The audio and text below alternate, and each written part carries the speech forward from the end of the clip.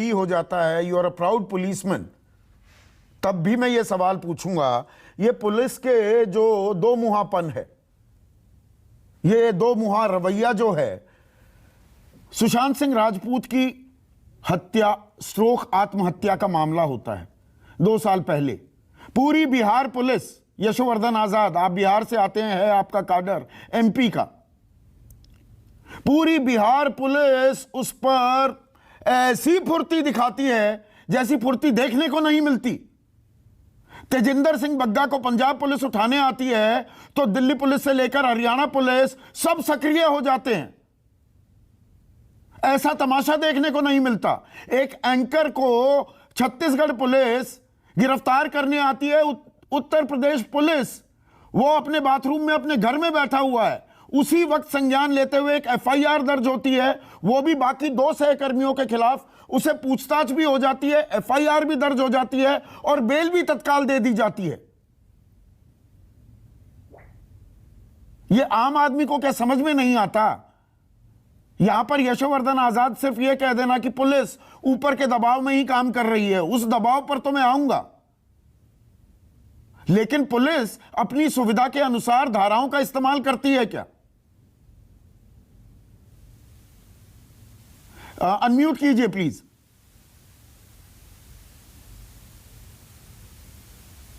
अंतरराज्यीय पुलिस की जो कार्रवाई है वो तो एक बिल्कुल चर्चा का एक अलग विषय होगा, लेकिन जहां तक सुशांत सिंह राजपूत के एफआईआर का सवाल है, इसमें तो आपको याद होगा मुख्यमंत्री जी ने खुद क्रेडिट लिया था कि उनके इनिशिएशन पर वो एफआईआर रजिस्टर किया गया था। और आज अब ये स्थिति हो गई है कि किसी के खिलाफ पटना में कोई अगर बात होती है और केरला में कोई केस रजिस्टर कर देता है और उसके बाद ये पूरी कार्रवाई इस तरह से उल्टी हो जाती है और अंतरराज्य पुलिस की कार्रवाई बिल्कुल एक्टिव हो जाती है, चाहे चिताले के केस में हो, नुपुर शर्मा के केस में हो, रंजन के केस में हो, सभी में यही हाल है।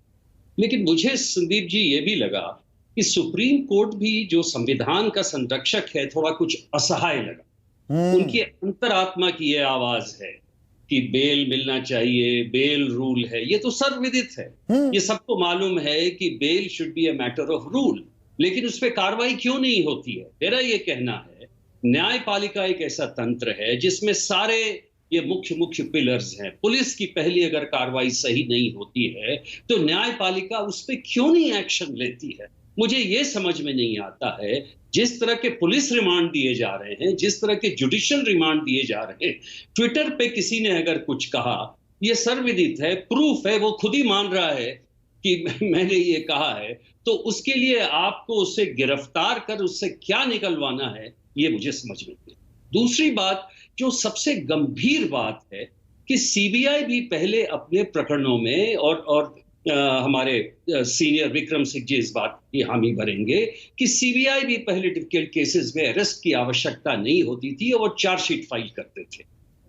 जब ऐसा हो सकता है और अरनेश कुमार की गाइडलाइंस बड़ी स्पष्ट है, बिल्कुल, Arnesh Kumar versus state of Bihar 2014 का जजमेंट, तो अगर उसके बिल्कुल ही फ्लैग्रेंट डिफाइंस में या विरोध में अगर गिरफ्तारी की जाती है तो मजिस्ट्रेट साहब वहां पे जो 24 घंटे के अंदर में रिपोर्ट करना नहीं, एक सेकंड के लिए यशोवर्धन आजाद साहब, अरनेश कुमार वाली जजमेंट की जो ऑपरेटिंग लाइन है, जो दर्शकों को जाननी चाहिए, क्या कहा था अदालत ने?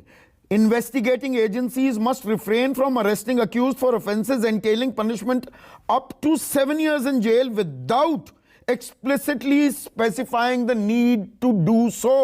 7 साल से कम सजा का प्रावधान है, गिरफ्तारी ही नहीं होनी चाहिए। गिरफ्तारी कर रहे हो तो लिखित में बताइए कि क्यों जरूरी हो गया है, और कारण बड़ा स्पष्ट होना चाहिए। क्या वो भाग रहा है, क्या 3 कारण दिए हुए हैं, बड़े ही स्पष्ट रूल है। अब सवाल ये है कि ऐसे में क्या करना चाहिए? न्यायपालिका को निर्देश दिए गए हैं, जैसा कि विक्रम सिंह जी ने कहा 2006 में भी एससी ने बहुत कड़े निर्देश दिए थे पुलिस रिफॉर्म के लिए, और उसमें कुछ भी नहीं। आपको ये हैरानी होगी संदीप चौधरी जी जानकर कि 17 राज्य ऐसे हैं जिन्होंने एक ऐसा उल्टा सीधा कानून बनाया है पुलिस एक्ट का जो कि बिल्कुल ही सुप्रीम कोर्ट की मंशा के खिलाफ है। और सबसे हंसी की बात है, कुछ भी ऐसा कुछ होता है तो लोग बोलते हैं ये स्टेट सब्जेक्ट है। स्टेट सब्जेक्ट है और कानून पर सवाल मत उठाइए, पुलिसिया कार्रवाई पर सवाल मत उठाइए। अब